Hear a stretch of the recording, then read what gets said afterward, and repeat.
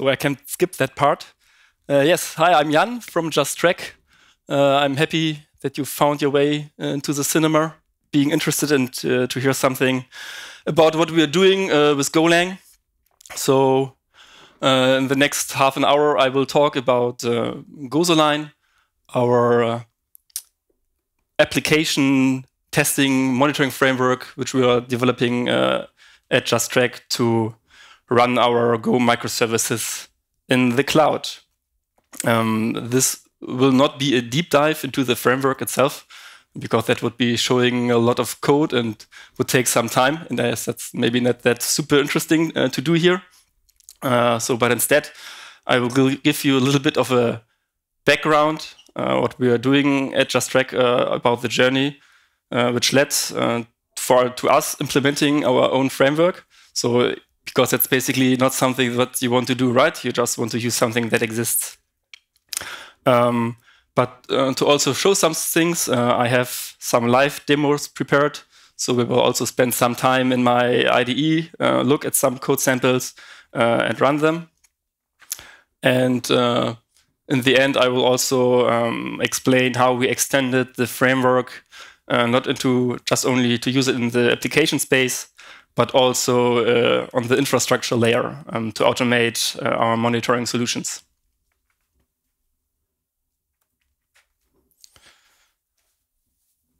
So what is justtrack?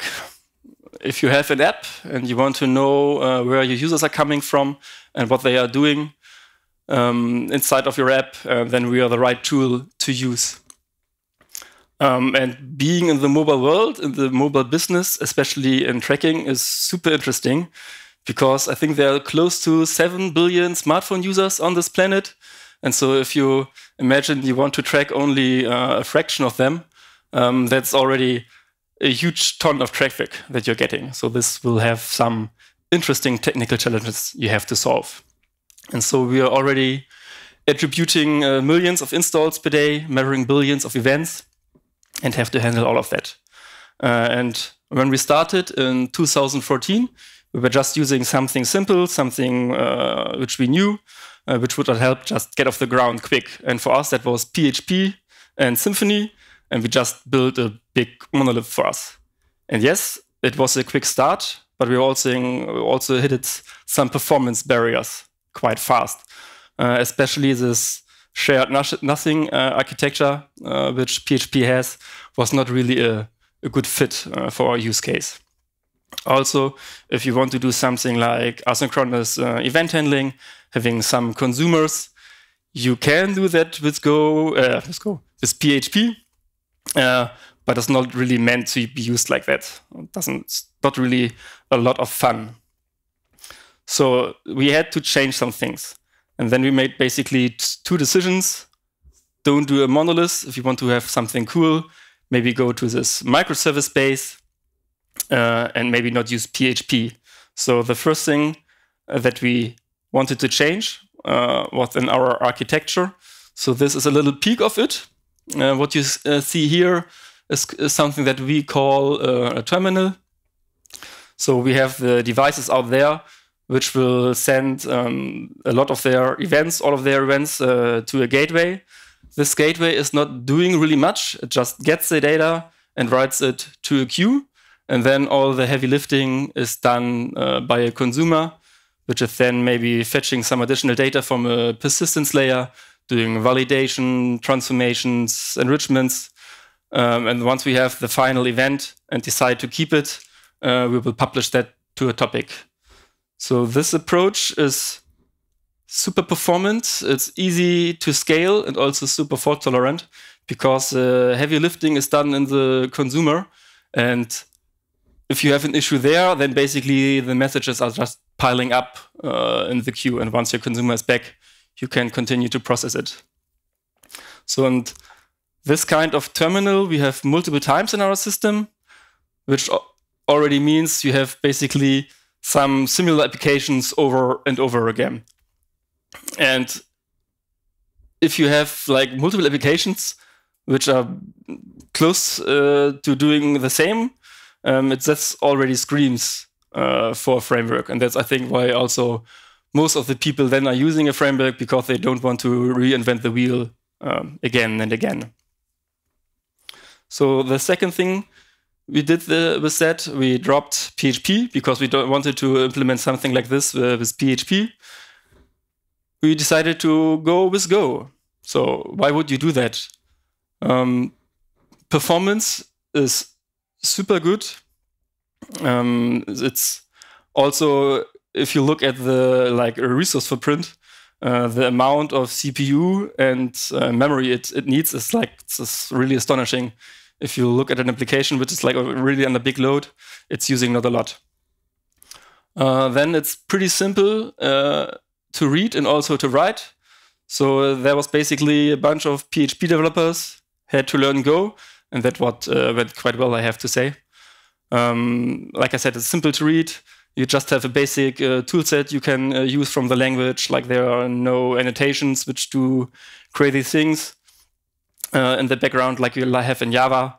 Also, I'm a really huge fan of the error handling here, so that you just have to handle the error where it happens, and not just throw an exception. And then the third reason, which you hear quite often, that it has a pretty strong standard library. So it already has some features like HTTP handling or JSON processing already built in. So out of the box, you can do already a lot of it. But then, especially if you come from PHP, where maybe you're used to Symfony or Laravel, or if you're coming from Java, where you maybe just go with Spring Boot, so there's nothing really comparable in the Go ecosystem. So, and if you then start Googling Golang framework, what should I use? You will find a lot of discussions where basically all the people are telling you, hey, don't use a framework. You don't need that for Go. And then most of the reasons are, okay, frameworks just induce a performance overhead. The standard library has everything you need. You don't need a framework. You should keep it simple. Don't add magic now. Don't do some hidden complexity in the background maybe. So that's against Go philosophy. Go should be simple. Don't use a framework. And if the standard library is not enough, please just use a composition of the best libraries which are out there and combine them. So, and indeed, that's what we did. So there was never the idea to build a framework from the beginning, right? If you have a business, you don't want to spend time building a framework. We would just want to do your business problems. So we were choosing some of these libraries. So for example, we were using Viper for configuration, Logras for logging, Gorm, I know, for SQL entity management, Gin as an HTTP router, and the AWS SDKs, as we are using AWS as a cloud. We, of course, were using those. But not all of these libraries were basically meeting all of our requirements, especially when it comes to configuration. We have some more advanced features in there, so that was not really met by the existing ones. Also, if you just use a set of libraries, you still have to combine them, right, to get a running application out of it. And this, of course, requires a lot of glue and boilerplate code that you indeed have something that you can use then in the end to execute your application.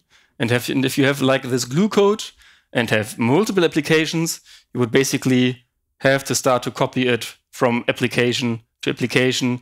You will most likely end up with huge main files to do all this, putting it together, gluing it together, which makes it really impossible to keep your system dry and like it will be a maintenance hell after all. And if you have a lot of applications in a microservice system, you also want to reach some kind of standardization so that you don't have to reinvent the wheel all the time, have to think about the same issue all the time, again, how to solve that.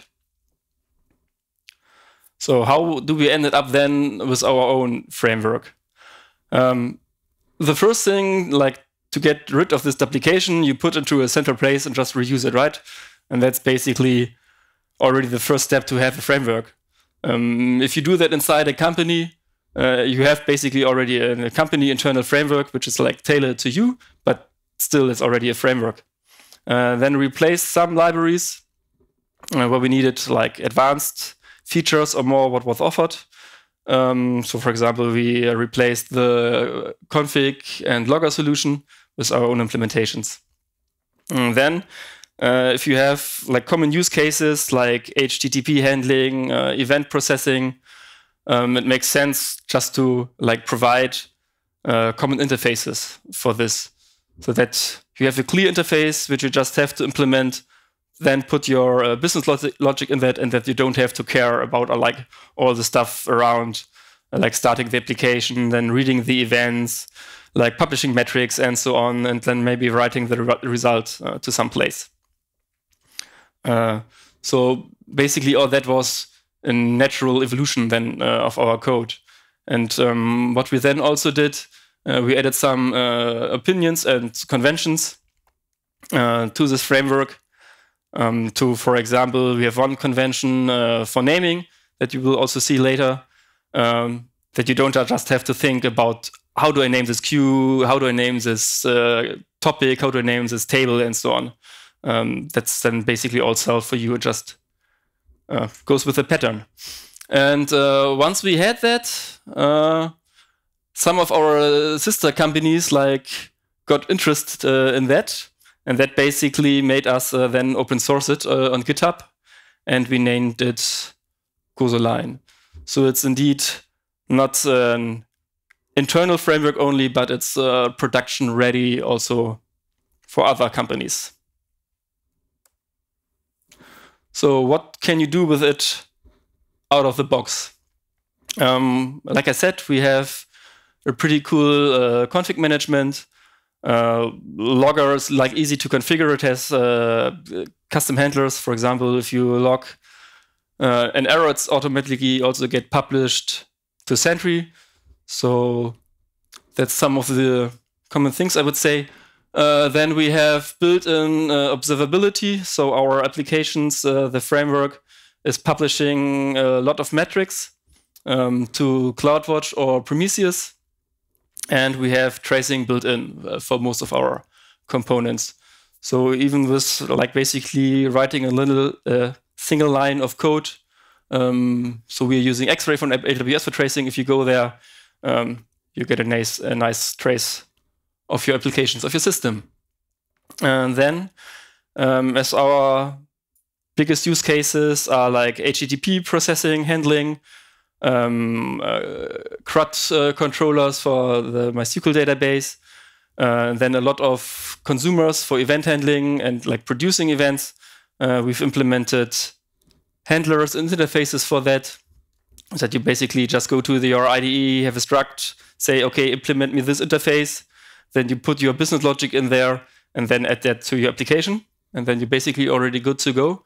So it's really easy and fast to bootstrap new applications, and you get a lot of features out of the box. And as we are using AWS, we have a lot of built-in support for AWS services.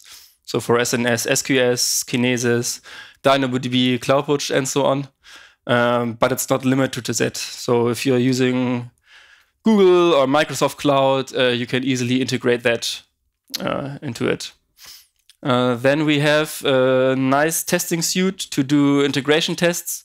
So if you want to do basically an end-to-end test of your application, getting it some input and then checking the output, that's quite easy to do.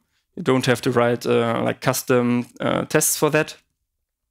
And last but not least, we also have a metadata server That's inside, like it's an HTTP server inside the application, which is exposing a lot of informations about your application. And what that's used for, I will also come to later. Then we already have our first demo. So I will show you how to do a Hello World program with it. Let's see if I can find my IDE. Everybody can read that? Cool. So here you see already the main file. It's a single line. So an application basically consists of a kernel which has modules, and these modules are running in parallel. You can have that these modules in multiple stages, as a background module, as a foreground module. So you have like a really high control about your execution flow and can decide what happens when in your application. So here we're adding just a single foreground module to the application Hello World. We just provide it with a module factory, basically. You're getting an application context, config, and logger, and have to return like a kernel module. So I just have here a struct with a logger and a ticker, like the ticker interval we are getting from the config, and then we return it. And basically, the only thing it does, it implements like the basic module interface, which is just a run method, where you can then just put your logic. So this one is then printing hello on every tick until we tell the application to quit, until the application context basically is done, is closed. So every application comes with a config. This one is pretty simple. You just have the environment in here which you want to run, and also the application ID. That comes from our naming pattern, and I will tell a little bit more later, because we use it in a lot of places. And then we have here the ticker interval in it. So it's just a simple YAML file which we then use. So, and to run that, let's pray that it works. It's always a little bit risky to do that. Can't just go with go run. And it does something. Thank you. It prints hello. And yeah, that's not super interesting. So I just hit Ctrl+C. So sending it an interrupt signal, and then it shuts down. So we can have a little look at the logs, so we know what's going on here. At the beginning, we do some config processing. So if you want to do more advanced stuff with your configuration, you can do that with a preprocessor. Then the kernel is starting. It prints all the configuration then it has, so that you can see, okay, what's the application then in the end using. You can see here that we have a built-in like health check. So if you deploy that to Kubernetes, for example, you have an easy health check to use. We have the application ID. We have here the metadata server, some configuration for developer experience. So for example, in the dev environment, we like automatically set auto-create to true, which means if you're using something like a DynamoDB table, that one is just created by the framework for you, so that you don't have to do that yourself on your local machine. Then here we have our logging configuration. So it's console, like writes to standard out, like metric configuration. The ticker interval that we have here, and then comes the actual execution of the code. So you can see here that we have in this application 3 stages, like with 1, 2, and 1 module. Like we can see here in the in the stage 1, we are running the metric subsystem, which collects all the metrics from your application and sends that then periodically to CloudWatch, for example. Here currently we don't have it enabled, so it's just closing. And then like on the second stage, we have the metadata server and the health check. And then on the final stage, which is then executed, the Hello World. And once I'm shutting down, because this is basically the only foreground module, like the other ones are background. So once the last foreground module quits, the background module then shut down automatically so that your application quits. So you get a lot of features basically just out of the box with it. Where's my presentation? That's not it. Here it is. So you've seen now this naming conventions, these application identifiers. And that's basically a little bit acting also like the address of the application. So we are using it basically everywhere where you need a name. That's a lot of places. We also use it for all of our infrastructure. So if you have to name the AWS account, the ECS clusters, the queues, the streams, the tables, like that's all followed by this pattern. So if you, for example, decide to put all applications of the application group to do, that was a click, into one account, you would just name that account code.talks demo to do basically. We have some sane defaults which are making sense for us, built in. But if you want to change the patterns, you can easily do that via configuration. So if you don't want that your DynamoDB tables are named like that, you can easily change that via configuration.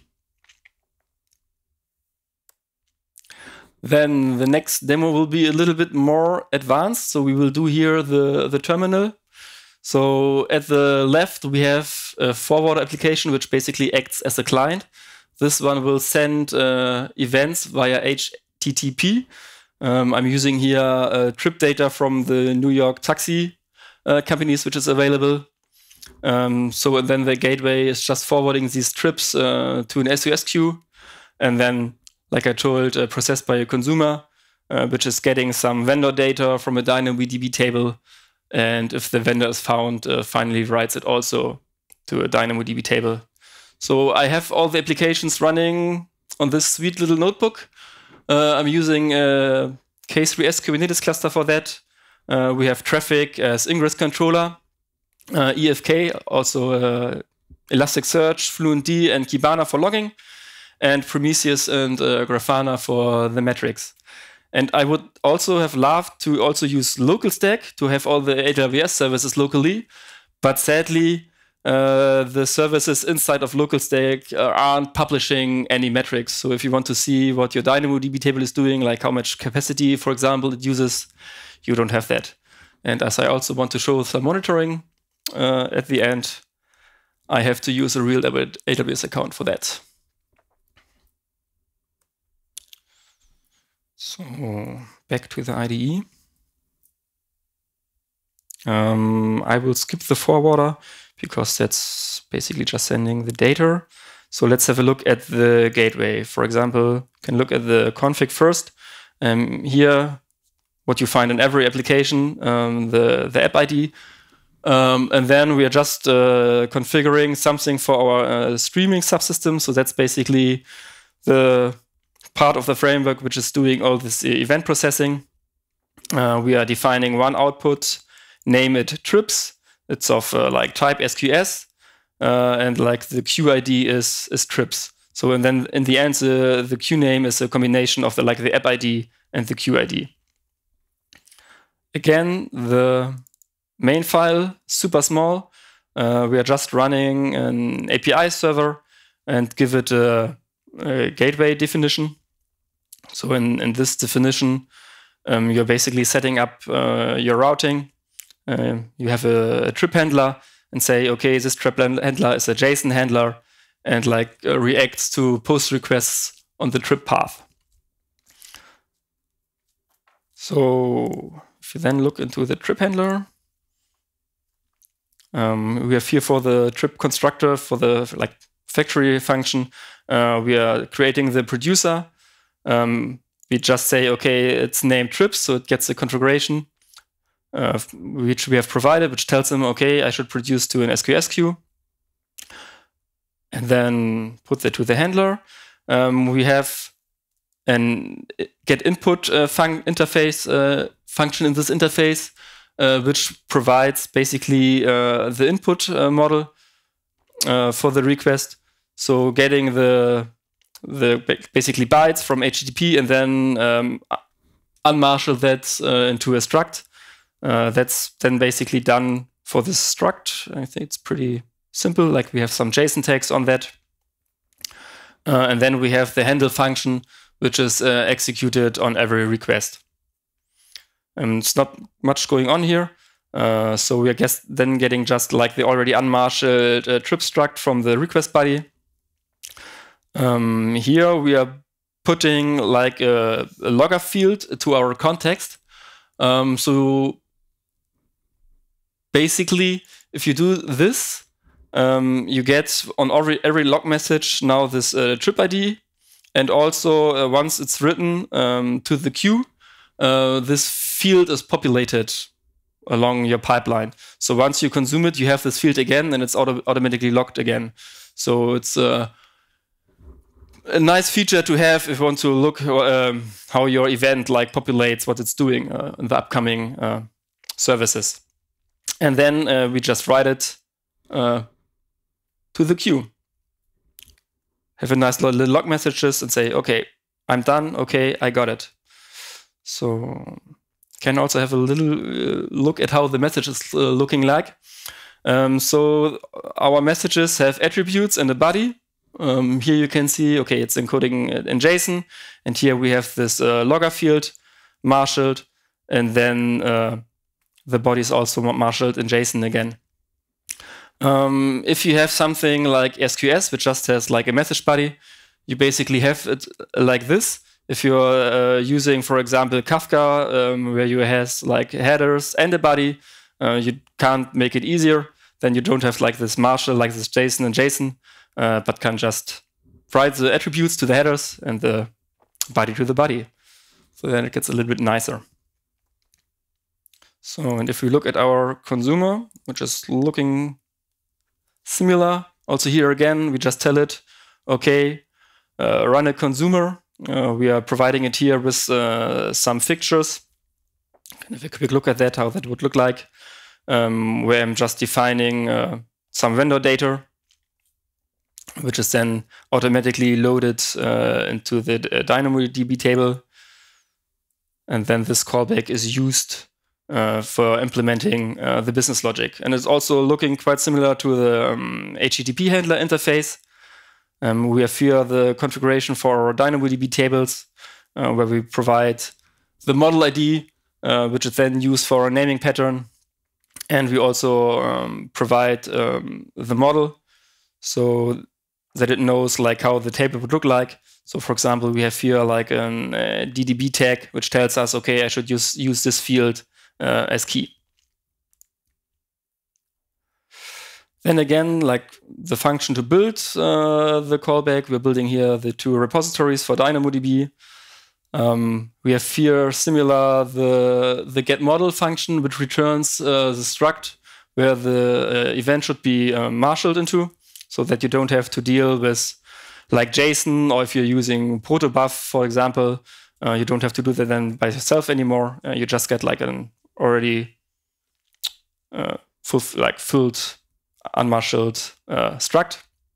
And then we have the consume function, which is called then for every event where you put your business logic. You can see here that I'm putting the context to my logger. So I get this ID field again, which I like added in the gateway. I have like directly the trip, the struct. Then I'm querying here the vendor from DynamoDB. So we just say, okay, give me the item with this hash. And I get hopefully the vendor. If I'm not getting it, like I print a warning. Like the first return value is the acknowledge. So even if I don't find the vendor, I want to acknowledge the message so that I don't get into the redrive here. For example, if I can't put it then to the final DynamoDB table, like I don't acknowledge it, but that then get retried in a couple of seconds or minutes, hopefully succeeds then in the end. So we're running out of time already. You can hear in Kibana some logs for that. I mean, we can, for example, look at the consumer. So it's printing here that it processed 10 messages, like vendor was not found, but then it stored some trips. So it's doing what it should do.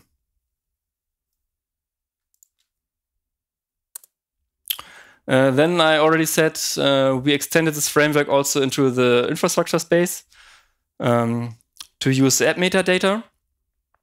So we can have a look at the metadata from the trips consumer. So it's also just like a HTTP server.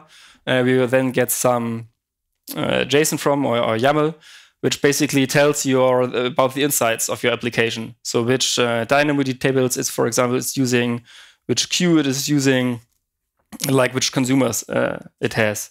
So and having this data available makes it possible, for example, to automate your observability.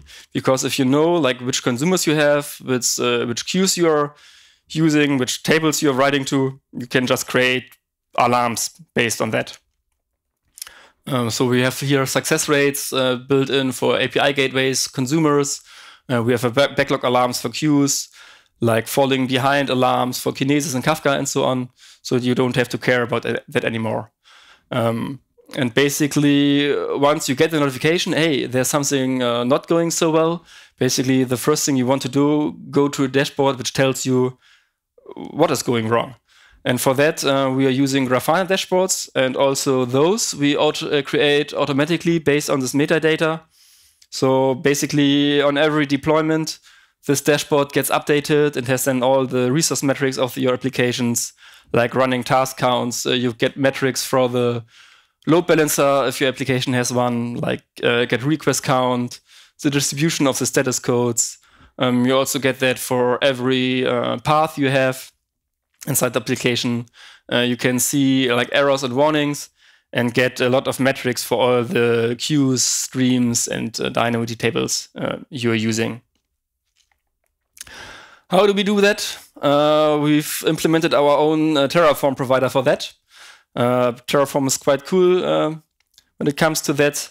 And luckily, Terraform is developed in Golang as well. So if you're a Golang developer, it's quite easy to write your own provider. And you can do really cool stuff with that. So we are using now this provider in our Terraform Gosoline monitoring module, which then reads this metadata from the application and creates all the alarms and dashboards then via Terraform with the AWS provider and the Grafana provider, for example. So we can also have a look at the dashboard. Where is it? Don't hide from me. It's here. So we have basically 3 dashboards for each application. If we're looking at the gateway, we have here, for example, service utilization, error and warning counts. You also get them here from Elastic so that you can immediately see, okay, what kind of errors I have in my application. Then you get some metrics from your load balancer, like request count, response time. Here's the status codes. And then here also for the SQSQ, the metrics, like how many messages you have in your queue, how many messages are sent and received, and so on. So then it's quite easy to see what's going wrong in your application. And the one for the consumer looks obviously quite similar. But instead of the load balancer, you get more information about your consumer, like the process count, the error count, the duration of each consumer operation, and also here then the metrics from the queue, but also the metrics from the DynamoDB tables, like how much read and write usage you have, and also if it happens, if your DynamoDB table gets throttled. So you don't have to think about that anymore. You don't have any maintenance with that anymore. You just change your application, deploy it, and the dashboard gets updated automatically.